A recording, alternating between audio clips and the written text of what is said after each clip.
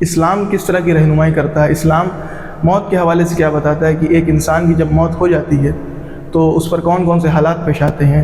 معاملہ یہ ہے کہ یہ روح جو ہے کیسے نکالی جاتی ہے، مومنین کی کیسے، اور شہداء کی کیسے، نیک لوگوں کی کیسے، اور فاسق و فاجر کی کیسے نکالی جاتی ہے۔ نکیر اسے اٹھائیں گے تو وہ وحشت میں مبتلا ہو جائے گا کہ یہ کون لوگ آ گئے میرے سامنے۔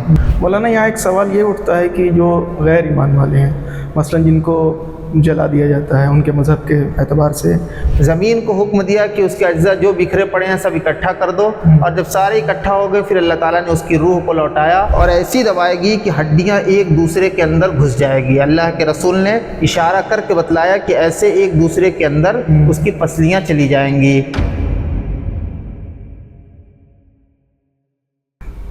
السلام علیکم ناظرین، آپ کا استقبال ہے ہماری نئی پیشکش میں۔ میں آپ کا ہوسٹ محمد عمران پھر سے حاضر ہوں آپ کے سامنے ایک نئی ویڈیو کے ساتھ۔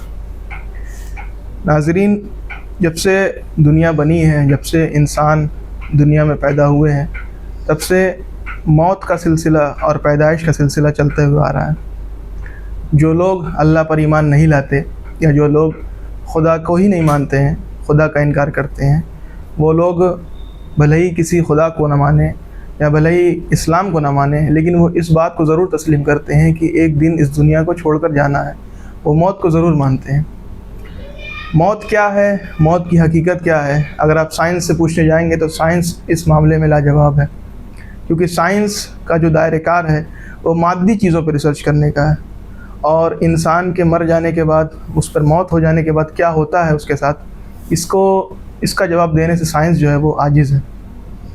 لیکن میں قربان جاؤں اسلام پر اور اللہ رب العزت پر کہ اللہ رب العزت نے اسلام میں ہر چیز کا جواب ہم مسلمانوں کو ہر چیز کی طرف رہنمائی جو ہے کر دی ہے۔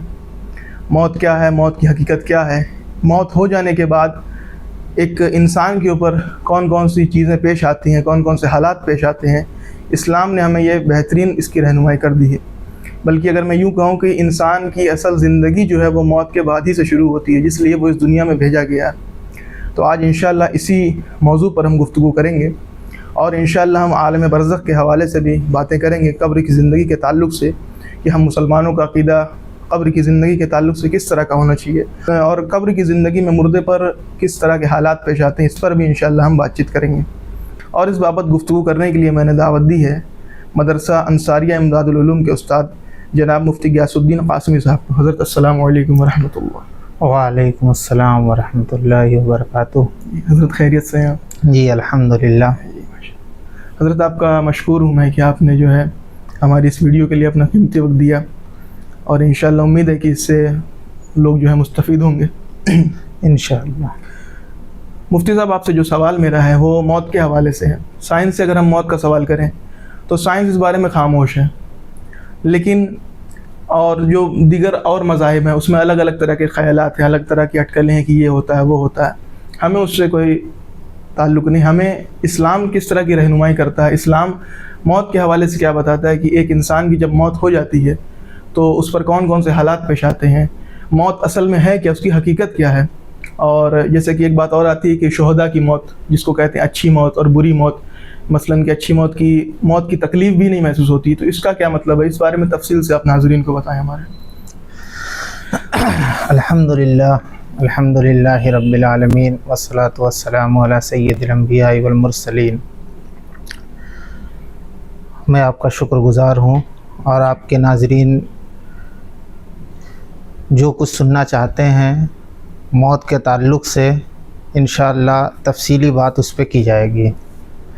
موت کیا ہے جو آپ کا سوال ہے سب سے پہلا، کہ موت کیا ہے، تو یہ سمجھیے کہ زندگی کی سب سے بڑی حقیقت کا نام موت ہے، جس کا کوئی انکار نہیں کر سکتا ہے۔ کسی مذاہب کا ہو، اس کے لیے مسلمان ہونا ضروری نہیں ہے، وہ کسی بھی مسلک کا ہو، کسی مذہب کا ہو، دنیا کے کسی بھی خطے کا ہو، کسی جگہ کا رہنے والا ہو، خواہ وہ شخص خدا کو بھی نہ مانتا ہو، لیکن پھر بھی وہ موت کا انکار نہیں کر سکتا ہے۔ صحیح بات۔ یہ سب سے بڑی حقیقت ہے۔ اب ہم آتے ہیں کہ موت آتی کیوں ہے، کیا وجوہات ہوتے ہیں موت کے آنے کے۔ تو ایک شاعر ہے चकबस्त, उन्होंने एक शेर कहा है कि ज़िंदगी क्या है अनासिर का ज़ुहूर तरतीब, ज़िंदगी क्या है अनासिर का ज़ुहूर तरतीब, मौत क्या है इन्हीं अज्जा का परेशान होना। यानी इंसान की जो ज़िंदगी है, जो बॉडी है, ये कैसे बनी है? तो ये 4 चीज़ों से बनी, जी आग, पानी, मिट्टी और हवा। ये तो साइंस भी मानती है। जी इसमें एक 5वीं चीज़ जो है वो है रूह, जिसको अल्लाह तबारक व ताला ने अपनी तरफ से इंसान के अंदर डाल दिया। जी। अब रूह क्या है वो एक अलग बहस है। तो मौत कैसे आती है कि अल्लाह तबारक व ताला ने जो रूह डाली है उस रूह को बदन से निकाल लिया जाता है, तो इंसान का जिस्म क्या है अब बेकार हो जाता है। यानी यूँ समझिए जैसे आज टेक्नोलॉजी का दौर है, तो आदमी डिस्चार्ज हो गया, वो सिस्टम उसका बंद हो गया, तो सिस्टम को चलाने के लिए जो उसके अंदर मेन सप्लाई है, मेन पावर है, जी वो रूह है। तो रूह का ताल्लुक़ ख़त्म कर दिया जाता है। अब मामला ये है कि ये रूह जो है कैसे निकाली जाती है, मोमिनीन की कैसे, और शुहदा की कैसे, नेक लोगों की कैसे, और फासिको फाजिर की कैसे निकाली जाती है, ये भी आपका सवाल है। तो ये समझिए कि नेक लोगों की रूह बहुत ही आसानी के साथ निकाली जाती है। एक हदीस शरीफ मैं आपको सुना दूं। जी। हजरत बरा इब्न आज़िब रज़ी अल्लाह अन्हु कहते हैं कि हम नबी करीम सल्लल्लाहु अलैहि वसल्लम के साथ एक अंसारी सहाबी के वफ़ात के बाद कब्रिस्तान पहुँचे। जी। जब हम कब्रिस्तान पहुँचे तो हम देखते क्या हैं कि अभी कब्र तैयार नहीं है। तो अल्लाह के रसूल सल्लल्लाहु अलैहि वसल्लम बैठ गए और हम भी बैठ गए। आपके हाथ में एक लकड़ी थी, आप ज़मीन कुरेद रहे थे। फिर आपने सर उठाया और फरमाने लगे कि लोगों कब्र से पनाह मांगो, कब्र के अजाब से पनाह मांगो। 3 मरतबा आपने ये फरमाया और फिर आपने तफसील उसकी बयान फरमाई। मिशकात के अंदर ये हदीस मुकम्मल तौर पे मौजूद है। तो आपने बताया कि जब किसी मोमिन को मौत आती है और मौत का वक्त करीब आता है तो आसमान से फरिश्ते उतरते हैं जो बिल्कुल सफ़ेद होते हैं, रोशन चमकदार होते हैं, और जहाँ तक इंसान की निगाह जाती है वहाँ तक वो फरिश्ते मुसलसल बैठ जाते हैं। फिर मलकुल मौत आते हैं, आके सिरहाने इंसान के बैठते हैं और उससे कहते हैं कि ए पाकीज़ा रूह, तू अब निकल और अपने रब की तरफ चल। जी। तो वो रूह इंसान के जिस्म से ऐसे निकलती है जैसे प्याले से पानी निकलता है, यानी इतनी आसानी से निकल जाती है कि उसमें ना तो कोई तकलीफ़ ना कोई मशक्क़त। तो मोमिन की रूह ऐसे निकलती है, वो अपने हाथ में लेते हैं और उनके हाथ से फ़ौरन वो फरिश्ते जो सफ़ लगाए हुए बैठे थे वो लेते हैं और वो जन्नत से कफन और खुशबू लेके आए रहते हैं। फ़ौरन उस कफन के अंदर उस रूह को लपेटते हैं और लेके आसमान के ऊपर चढ़ना शुरू हो जाते हैं। जी। अब वो लोग पहले आसमान पे पहुंचते हैं तो वहाँ फरिश्तों से मुलाकात होती है। फरिश्ते पूछते हैं कि कौन शख्स है, तो उसके अच्छे से अच्छा नाम लेते हैं कि फ़ला साहब हैं, फ़ला बिन फ़ला हैं, फ़ला हजरत हैं। तो अच्छे से अच्छा नाम लेके उन्हें बताते हैं।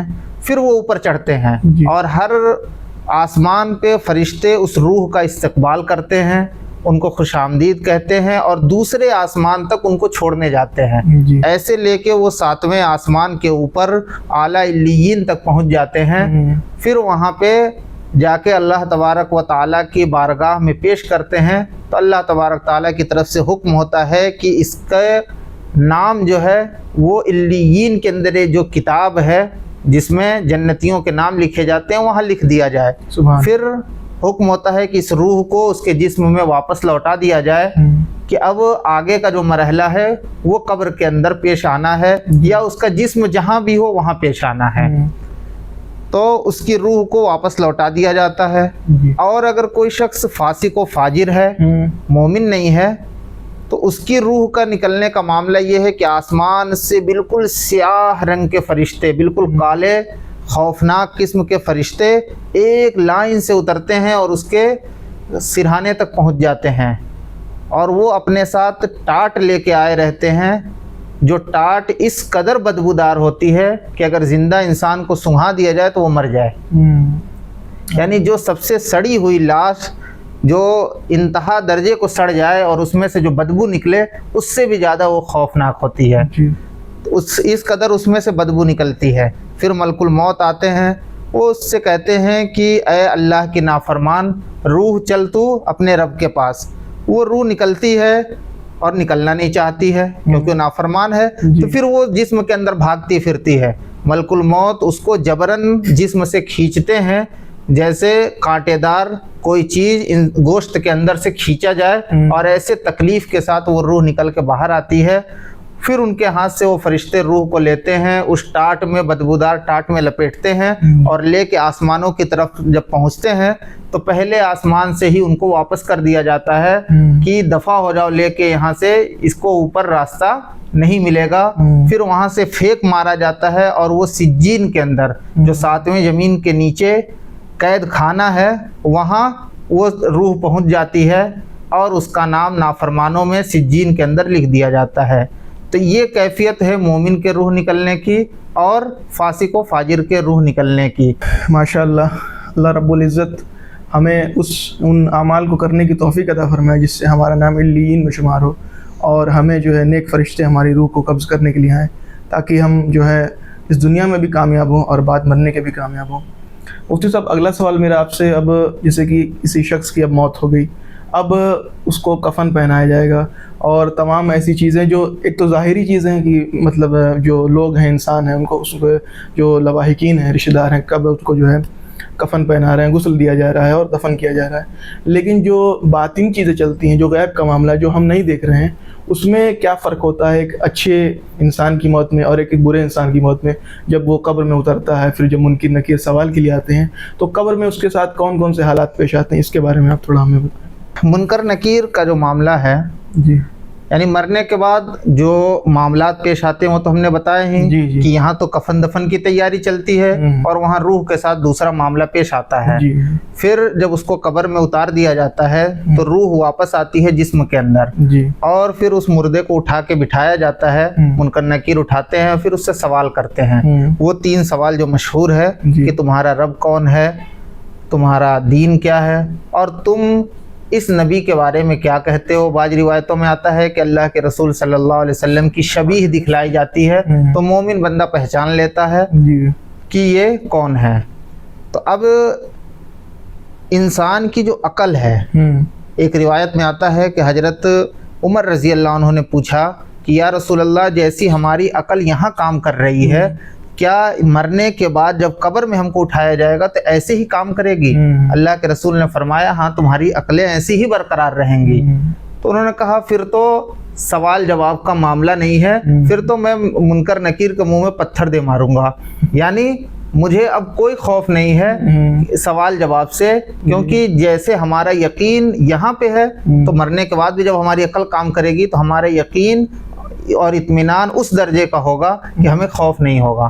تو مومن تو مطمئن ہوگا جب وہ اٹھے گا، اس کی عقل کام کرے گی. جیسے بعض روایتوں میں آپ نے سنا ہے کہ اٹھے گا اور وہ لوٹا مانگے گا، پانی مانگے گا، لو بھائی ہمیں وضو کرنا ہے، ہم جا رہے ہیں نماز پڑھنے. تو یہ کیوں ہے؟ کیونکہ اس کی عقل ابھی بھی دنیا کے اعتبار سے کام کر رہی ہے. اسے یوں محسوس نہیں ہوا کہ روح تو اتنے آسانی سے نکل گئی کہ اسے محسوس ہی نہیں ہوا کہ میں دنیا میں ہوں کہ قبر میں آ چکا ہوں. تو یہ کیفیت وہاں مومن کے ساتھ باقی رہے گی. پھر جب فرشتے اسے اٹھائیں گے، کہیں گے تم تو قبر میں ہو، اب یہ فلاں فلاں سوال کے بارے میں پوچھا جائے گا، تو وہ اطمینان کے ساتھ صحیح جواب دے گا. تو فرشتے اس سے کہیں گے کہ ہمیں پتا تھا کہ تم یہی جواب دیتے. اور پھر اس کے لیے جنت سے کھڑکی کھول دی جائے گی، اور بہترین ہوا آئے گی جنت سے، اور وہ سکون اور اطمینان کے ساتھ آرام کرے گا جنت کے اندر. لیکن اگر کوئی فاسق و فاجر ہے تو اس کے لیے بہت دقت ہو جائے گی. جب وہ قبر کے اندر ڈالا جائے گا اور اس کی روح واپس آئے گی، تو جب منکر نکیر اسے اٹھائیں گے تو وہ وحشت میں مبتلا ہو جائے گا کہ یہ کون لوگ آ گئے میرے سامنے. جب وہ سوال کریں گے تو یہ کہے گا مجھے کچھ پتا نہیں، مجھے کچھ پتا نہیں. تو غیب سے آواز آئے گی کہ اسے سب پتا تھا لیکن اس نے اس پہ عمل نہیں کیا، کیونکہ بتانے والے تو بتا ہی رہے ہیں، لیکن وہ اس چیز سے ہٹا ہوا ہے اور اس نے عمل نہیں کیا. تو منکر نکیر کہیں گے ہمیں پتا تھا کہ تو ایسے ہی جواب دینے والا ہے. پھر جہنم سے ایک کھڑکی کھولی جائے گی اور اس کو دکھلایا جائے گا کہ اس کا انجام کیا ہونے والا ہے. اور پھر اس اعتبار سے وہاں سے عذاب اور گرم ہوائیں بھی آتی رہیں گی، اور روایتوں میں آتا ہے کہ قبر اس کو بھینچے گی، یعنی دبائے گی، اور ایسی دبائے گی کہ ہڈیاں ایک دوسرے کے اندر گھس جائے گی۔ اللہ کے رسول نے اشارہ کر کے بتلایا کہ ایسے ایک دوسرے کے اندر اس کی پسلیاں چلی جائیں گی، اور بھی قبر کے اندر مختلف عذاب دیے جائیں گے، جیسا گنہگار ہوگا ویسی سزا قبر کے اندر اس کو یہ ایڈوانس میں ملتی رہے گی۔ باقی تو قیامت کے بعد جب فیصلہ ہوگا تو وہ سزا الگ ہے۔ اور مومن کے لیے آرام ہی آرام ہوگا کہ مومن اطمینان اور سکون کے ساتھ رہے گا۔ آتا ہے کہ قبر مومن کے لیے اتنی کشادہ کر دی جائے گی جہاں تک اس کی نگاہ جائے، یعنی جہاں تک وہ دیکھے گا وہاں تک قبر کشادہ ہو جائے گی، اتنے ہی دور۔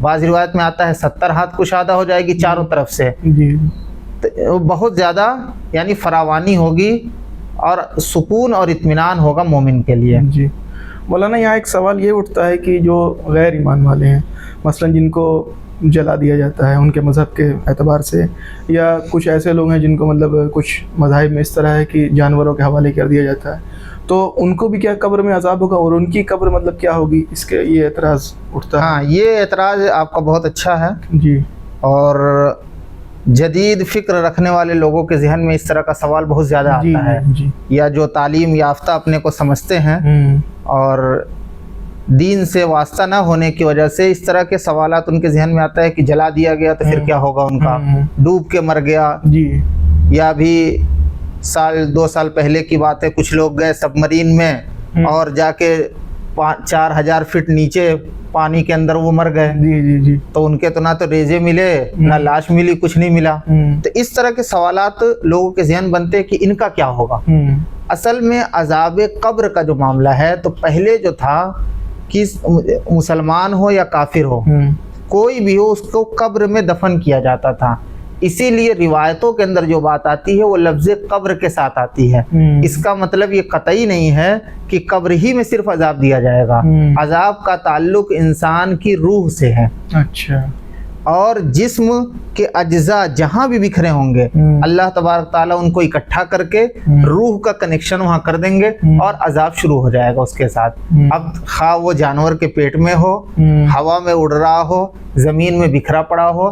جیسے میں آپ کو ایک واقعہ بتا دوں، امام بخاری نے نقل کیا ہے اس کو، کہ پچھلی امتوں کا ایک شخص تھا، آپ نے سنا بھی ہوگا، کہ اس نے موت کے وقت، بہت گناہگار تھا، اس نے موت کے وقت اپنے بیٹوں سے کہا کہ جب میں مر جاؤں تو مجھے جلا دینا، اور جلا کے میری راکھ کو آدھا سمندر میں بہا دینا اور آدھا مٹی پہ بہا دینا، ادھر ادھر پھیلا دینا۔ بیٹوں نے مرنے کے بعد ایسے ہی کیا۔ اللہ تبارک تعالیٰ نے سمندر کو حکم دیا کہ اس کے سارے اجزاء کو اکٹھا کر دو، پھر زمین کو حکم دیا کہ اس کے اجزاء جو بکھرے پڑے ہیں سب اکٹھا کر دو، اور جب سارے اکٹھا ہو گئے پھر اللہ تعالیٰ نے اس کی روح کو لوٹایا، اس کو کھڑا کیا اور پوچھا بتاؤ تم نے ایسا کیوں کیا؟ تو کہنے لگا یا اللہ مجھے یہ خوف تھا کہ اس زمین پہ مجھ سے بڑا گنہگار کوئی نہیں ہے، اور اگر آپ مجھ پر قادر ہو گئے تو ایسی سزا مجھے ملے گی جیسے کسی کو نہیں ملی، تو میں آپ کی سزا کے خوف کی وجہ سے یہ کام کیا۔ اللہ تعالیٰ نے کہا اگر تم مجھ سے اتنا ہی ڈرتا ہے تو جا میں نے تیری مغفرت کر دی۔ تو بہرحال یہ ایک واقعہ ہے، اس سے دلیل یہ نہیں پکڑا جا سکتا ہے کہ ہر شخص ایسا کرنے لگے اور اس کی مغفرت ہو جائے۔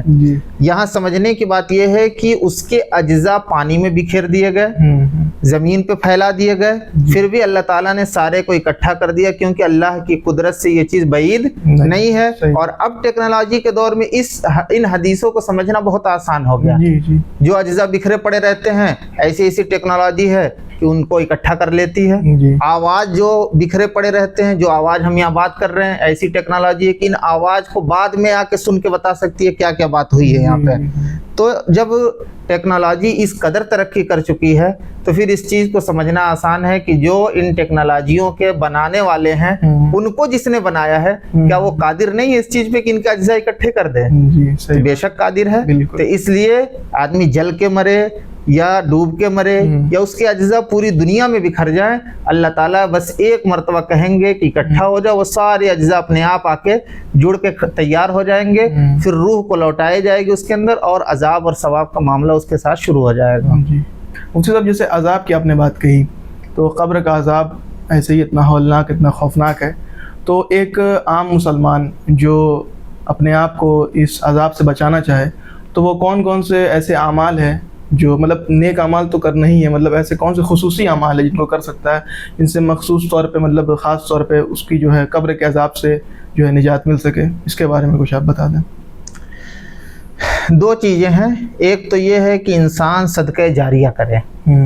صدقہ جاریہ کا فائدہ یہ ہے کہ مر جانے کے بعد انسان کا اپنے نام اعمال تو کلوز ہو گیا، جی اب اس میں کچھ نہیں آنا جانا، لیکن اگر اس نے صدقہ جاریہ کر رکھا ہے تو وہ صدقہ اس کو پہنچتا رہتا ہے، جیسے مدرسہ بنوا دیا، مسجد بنوا دیا، جی سرائے بنوا دیا، کنواں کھدوا دیا، اب کنویں کا زمانہ نہیں ہے تو ہینڈ پائپ لگوا دیا کہیں ایسی جگہ جہاں لوگ اس سے استعمال کریں۔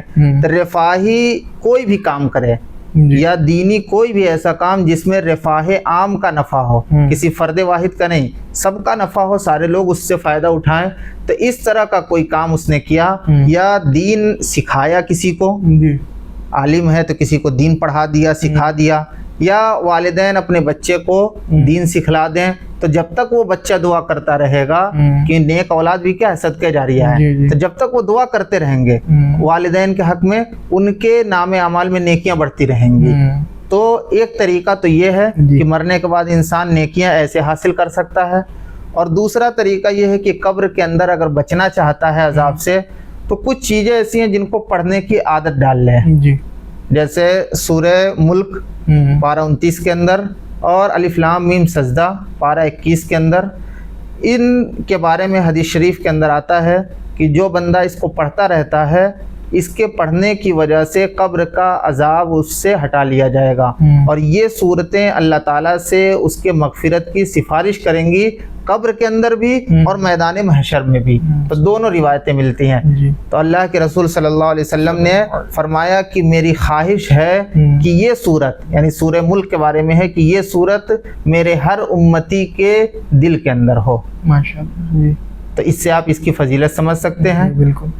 تو جیسا کہ مفتی صاحب نے بتایا کہ سورہ ملک کی تلاوت کرنی چاہیے ہمیں اگر ہمیں عذاب قبر سے اپنے آپ کو بچانا ہے، اور صدقہ جاریہ بھی کریں، کچھ ایسے کام کر کے جائیں جو آپ کے مرنے کے بعد بھی وہ جاری رہیں اور آپ کے نام اعمال میں نیکیاں جو ہیں وہ لکھتی جائیں۔ مفتی صاحب، آخری سوال میرا آپ سے ایصال ثواب کے تعلق سے تھا کہ ایصال ثواب کا کیا مطلب ہے؟ اکثر لوگ ایصال ثواب کو سمجھتے ہیں کہ باقاعدہ ایک کوئی طریقہ ہوتا ہے کہ اگر ہم کسی عالم کے پاس جائیں یا کسی حافظ صاحب کے پاس جائیں، وہ باقاعدہ خاص نوعیت سے اگر دعا کریں گے تبھی ایصال ثواب ہوگا، اور کسی نارمل طریقے سے وہ نہیں ہو سکتا۔ تو آپ مجھے بتائیں کہ ایصال ثواب ہوتا کیا ہے، کن کن چیزوں پر ایصال ثواب کر سکتے ہیں، اور اس کا طریقہ کیا ہے؟ اس چیز کے اندر لوگوں کے اندر جی بڑی ہی افراتفری مچی ہوئی ہے۔ کچھ لوگ تو ایسے ہیں جو سراسر اس کا انکار کرتے ہیں، جی وہ کہتے ہیں کہ ایصال ثواب جیسی کوئی چیز نہیں ہے، مرنے کے بعد کوئی بھی چیز مردے کو نہیں پہنچتی ہے، تو یہ تو افراد کا شکار ہو گئے اور یہ تفرید کا شکار ہیں۔ اور کچھ لوگ افراد کا شکار ہیں، وہ باضابطہ اس کے لیے دیگ بنواتے ہیں، پلاؤ بنواتے ہیں، جردے بنواتے ہیں، بریانی، یعنی پورا دھوم دھام سے، جی تب جا کے وہ ایصال ثواب کرتے ہیں۔ وہ سمجھتے ہیں اس کے بغیر ایصال ثواب نہیں ہوتا ہے۔ تو یہ سمجھیے کہ یہ دونوں ہی طریقے غلط ہیں۔ صحیح طریقہ کیا ہے کہ ایصال ثواب یہ تو ہے، برحق ہے، لیکن ایصال ثواب کا طریقہ کیا ہے کہ آپ نماز پڑھیے، روزہ رکھیے، حج کریے، زکوٰۃ دیجئے، زکوٰۃ تو فرض ہے، صدقہ دیجئے، یا عمرہ کریے، ان ساری عبادتوں کا تلاوت کریے، یعنی جو بھی عبادتیں ہیں، خواہ وہ عبادتیں بدنیہ ہوں یا عبادتیں مالیہ ہوں، ان دونوں کا آپ ثواب بھیج سکتے ہیں۔ لوگ یہ سمجھتے ہیں کہ بس جو مال صدقہ کر دیں گے اسی کا ثواب جائے گا، یا جو قرآن پڑھ کے بخشیں گے اسی کا ثواب جائے گا۔ تو اس میں مزید یہ بڑھائیے کہ آپ نماز پڑھ کے بھی اپنے مردے کو ایصال ثواب کر سکتے ہیں اور اللہ تعالیٰ سے دعا کر سکتے ہیں۔ ثواب کا طریقہ کیا ہے ایصال ثواب کا؟ کہ آپ بس نیت کر لیجئے کہ یا اللہ میں نے جو 2 رکعت پڑھی اس کا ثواب میرے والدین کو پہنچا دیجئے، اللہ تبارک تعالیٰ ان کو اس کا ثواب پہنچا دے گا۔ یہ طریقہ ہے۔ اس کے لیے نہ تو کسی عالم صاحب کو بلانے کی ضرورت ہے، نہ کسی بچے کو بلانے کی ضرورت ہے، نہ اس کے لیے باضابطہ قرآن خوانی کی ضرورت ہے، ایسی کوئی ضرورت نہیں ہے۔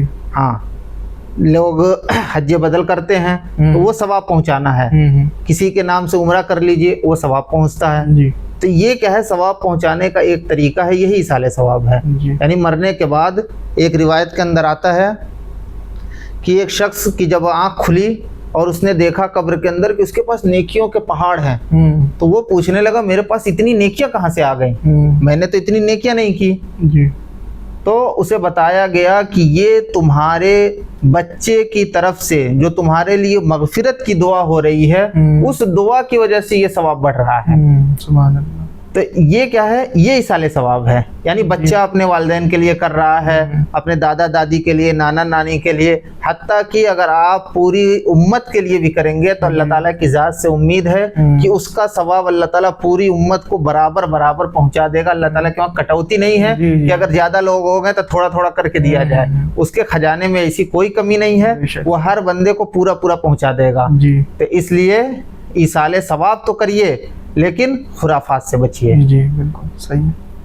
تو ناظرین، جیسا کہ مفتی صاحب نے بتایا کہ ہمیں ایصال ثواب کرنا چاہیے، اور صحیح طریقہ کیا ہے وہ مفتی صاحب نے بتا دیا کہ کسی عالم کو یا مفتی کو یا کسی بھی ایسے شخص کو بلانے کی ضرورت نہیں ہے. آپ اپنے سے نیت کریں اور نیک اعمال کریں، اور نیت کریں کہ یہ جو بھی میں کر رہا ہوں اس کا ثواب جو ہے میرے والدین کو، یا جس کو بھی آپ ثواب پہنچانا چاہتے ہیں، ایصال ثواب کرنا چاہتے ہیں، ان کی نیت کر لیں تو انشاءاللہ وہ ثواب وہاں پہ پہنچ جائے گا. مفتی صاحب، ہم آپ کے بہت مشکور ہیں پھر سے کہ آپ نے ہمیں وقت دیا. انشاءاللہ امید ہے یہ سلسلہ جاری رہے گا انشاءاللہ. تو ناظرین، یہ ہماری تھی آج کی ویڈیو. مجھے امید ہے کہ آپ کو آج کی ویڈیو پسند آئی ہوگی، اور اس ویڈیو کے بارے میں آپ کی کیا رائے بنتی ہے ہمیں کمنٹ باکس میں ضرور بتائیے گا. انشاءاللہ آپ سے اگلی ویڈیو میں ملاقات ہوگی. السلام علیکم ورحمۃ اللہ.